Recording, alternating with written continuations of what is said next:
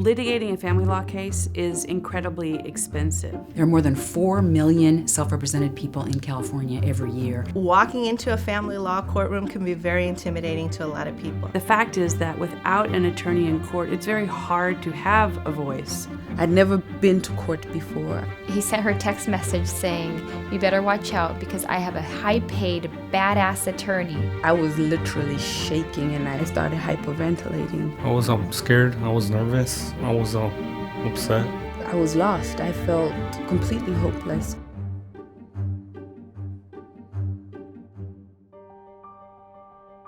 I was born in Kenya, and after that we moved to Canada. And then I decided to move to follow my love to LA. Our marriage was very up and down, was not a happy one. Incidences of physical fights. He put his hands on my throat. He was trying to choke me.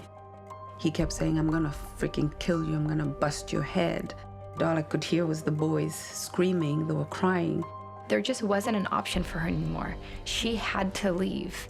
I don't have any family here in LA. No access to money. The boys and I ended up going to a homeless shelter. Once she left, she started receiving horrifying death threats. Threatened that he was gonna cut my heart out and stuff them in my throat. Her husband in the past had actually been convicted of felony rape and felony kidnapping. I panicked. I was like, okay, I didn't, what do I do? So I took that and I went to court. She filed a request for a restraining order. The first court date, I went by myself. Monica knew that her husband had a high-paid attorney, lots of resources. That court date actually got continued because my husband didn't show up. If she lost, she risked never seeing her children again, possibly being deported. I felt like I was gonna have a nervous breakdown.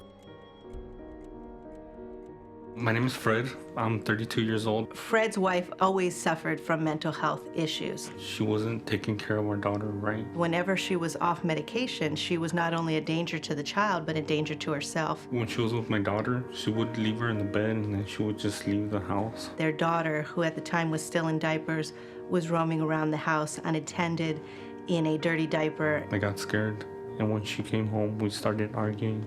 It got so bad that we had to call the police. On multiple occasions, she tried to commit suicide, and I believe the child was home at the time. I had to step in and take custody of her and take care of her. And he had to file for divorce. The reaction to filing for divorce was now he was faced with a guardianship action filed against him. His mother-in-law was trying to take the child from him. Fred was dealing, and currently still is dealing, with serious back injuries and muscular dystrophy.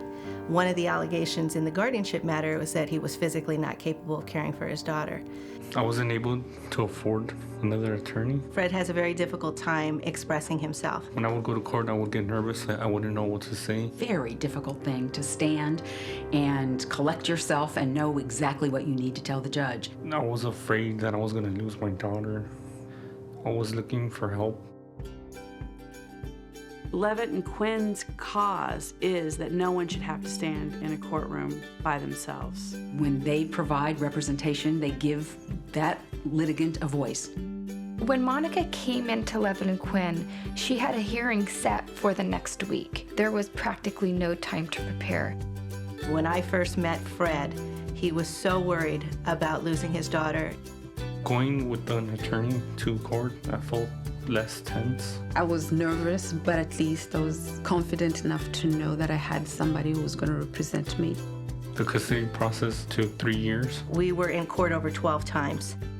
The most important thing that happened was when I got custody of my daughter. It was a wonderful day. I think after the hearing, I had to give him a hug and say, we don't have to come back anymore. It's been 1.5 years since I left him, and the boys and I have been bouncing from shelter to shelter. The absolute first priority was safety. So we helped her get a restraining order and secure the safety. Levitt and Quinn continued to help me. Her mother said she could move back in with her. The problem is her mother lived in Canada. That's a tough case. It took a while. It actually took a long time. And in the end, we were able to help her get an order to move back to Canada. When I heard the judgment, I felt I was somebody, I mattered, and my voice was heard. I mean, ever since I got help from Nevin and Quinn, everything's been great. I'm finally gonna be safe with family and friends. I'm very happy. I don't worry anymore. I see my boys doing really good. It feels great to be with my daughter. We go walk around the block with the dog. I help her with her homework. She is doing good in school. My boys, I want to see them prosper. I want to see them do good. If it wasn't for Nevin and Quinn and for the people that funded, I wouldn't be here with my daughter. I probably would have been deported, I think. I would like to say thank you for making a difference in my life. My family has never met my kids. So I couldn't ask for anything better than that. Just going home.